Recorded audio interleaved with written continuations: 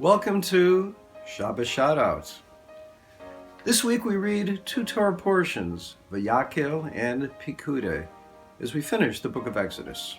Combined, Vayakhel and Pekudei are the longest Torah portions of the year. Essentially, they're a repetition of the three previous Torah portions, collectively describing the Mishkan, or the tabernacle. What was it that was so important about the tabernacle that we not only learn about all the details, but that they're repeated time after time, seemingly, taking up 5 entire Torah portions? The story is told of a meal that when it ended at a banquet of one Kiruv outreach organization and dessert was served, platters filled with watermelon came out. Seated at this elegant banquet was a man who had taken significant strides in his Jewish observance. After noticing the refreshing watermelon that was placed before him, he took a slice and recited the bracha, the blessing, Baruch atah Hashem Elokeinu melech haolam, HaChodesh bidvaro. Sitting next to him was one of the outreach rabbis, and realizing that the man had made a mistake with the blessing of HaChodesh on the watermelon instead of ha'adamah, the correct bracha, the rabbi politely informed him that although it was wonderful to say blessings, he had made a mistake. I made a HaChodesh, the man insisted. And why is that so? Inquired the rabbi. I'll tell you why, replied the man. During the 1973 war in Israel, I was positioned in the Golan Heights with my platoon.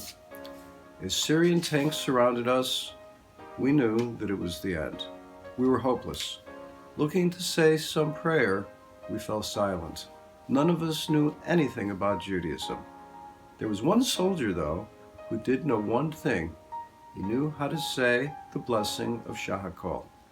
And so he said aloud, Baruch atah Hashem Elokeinu melech haolam, HaChodesh bidvaro, as did the rest of us after him. Just then, someone released a shot and blew up a Syrian tank. All we heard was Baruch atah Hashem HaChodesh bidvaro, and then boom, and down went the tank. So the man said, Rabbi, if it's good enough for a Syrian tank, it's good enough for the watermelon. We began by asking why the details of the tabernacle, the Mishkan, are repeated in this week's double Torah portion.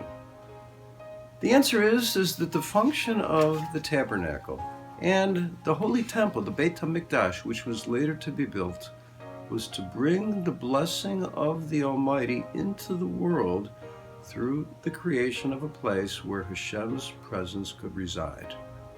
Like the famous story that's told that the Kutzker Rabbi was once asked, "Where is God?" And he answered by saying, God can be found wherever you let him in. Today, unfortunately, we don't have neither the tabernacle nor the temple, but we do have the ability to speak with the Almighty and to say blessings, to recite brachas. And such is the power of a bracha. A blessing, meaningfully said even on a glass of water or a slice of watermelon, is like an explosion that reverberates in heaven and brings down to the world an abundant flow of blessings, something that we could all use in each and every one of our lives. Good Shabbos.